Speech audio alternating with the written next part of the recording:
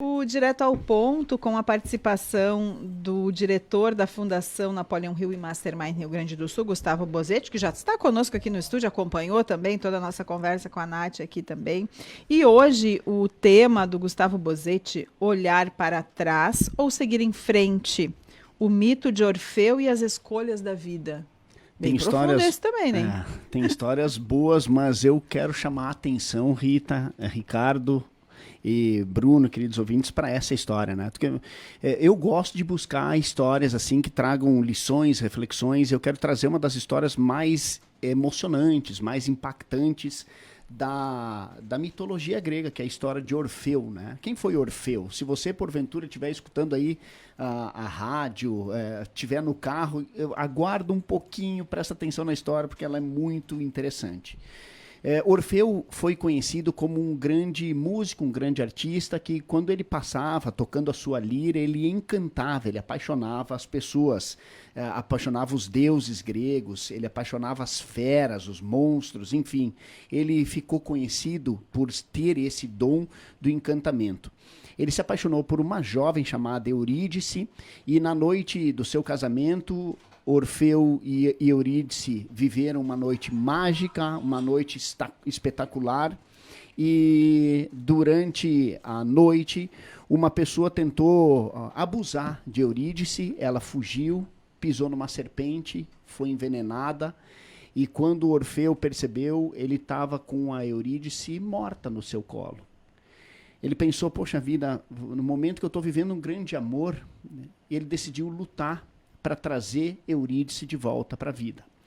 E ele se propôs a fazer o que precisasse ser feito para trazer de volta o seu grande amor vivo para os seus braços.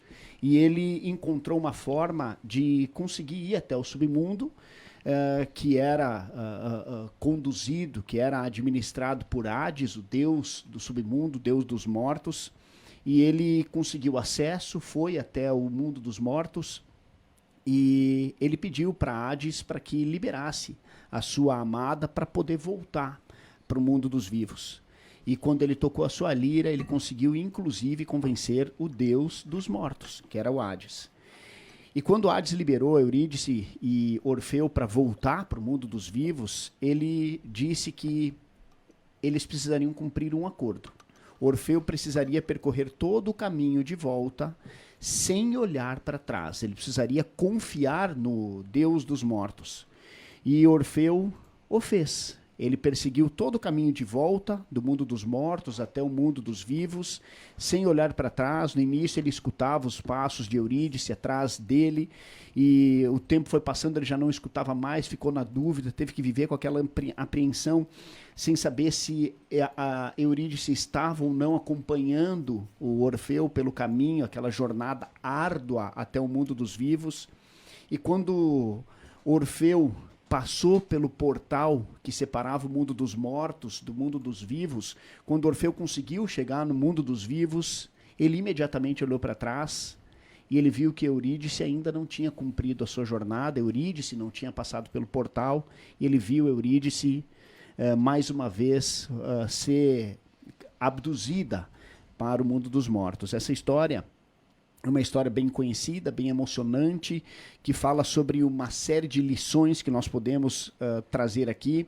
Eu quero citar 3 delas. A primeira delas, o quanto Orfeu desenvolveu a sua capacidade de gerar encantamento.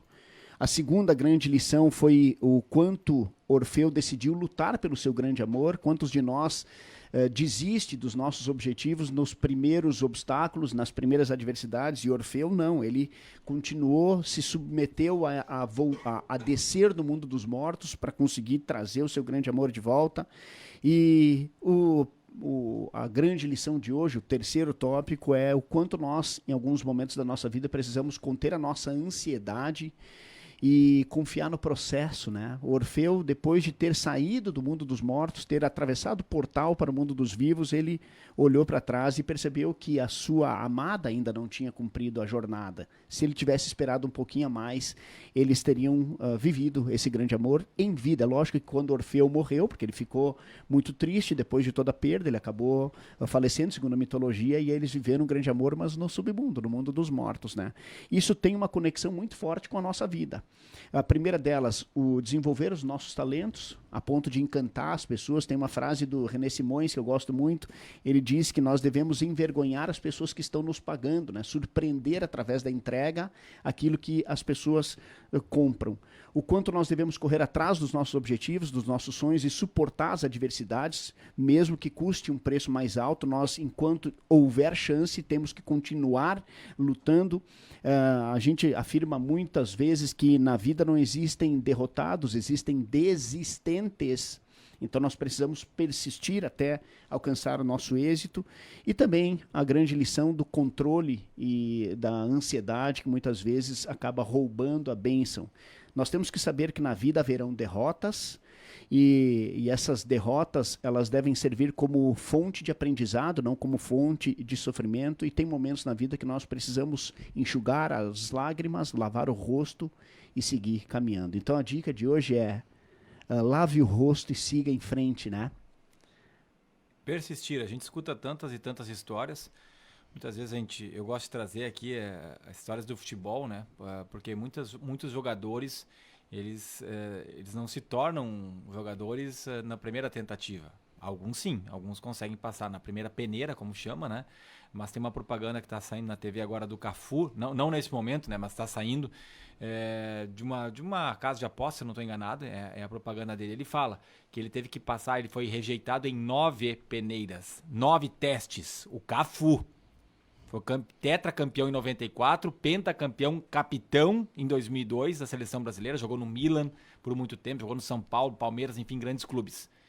Esse cara, ele fala, eu tive que persistir, tentei 9 vezes até na 10ª lá ser achado, enfim, alguém ter achado que eu tinha talento e ir adiante. Isso é na vida, o futebol é um exemplo que a gente traz, né? Muitas vezes é isso, especialmente quando tu tá convicto, né? Daqui a pouco tem vezes que tu vai dizer, não sei se é isso mesmo, tenta uma coisa, tenta outra, isso acontece também. Mas muitas vezes tu vai ter que gramear para chegar até o objetivo. Exatamente. E se nós analisarmos o mundo corporativo também é assim, né? Ricardo, Rita, queridos ouvintes, empreender não é fácil, né? Agora, quem acaba tendo êxito são os que persistem por mais tempo, são aqueles que não desistem ou se recusam a decidir, aqueles que efetivamente colocaram algo, um objetivo em mente e ficaram tão obcecados por aquele objetivo que eles fizeram a coisa dar certo, né? O crescimento empresarial também passa por esse desejo ardente, né? Napoleão Hill fala muito sobre o desejo ardente, né?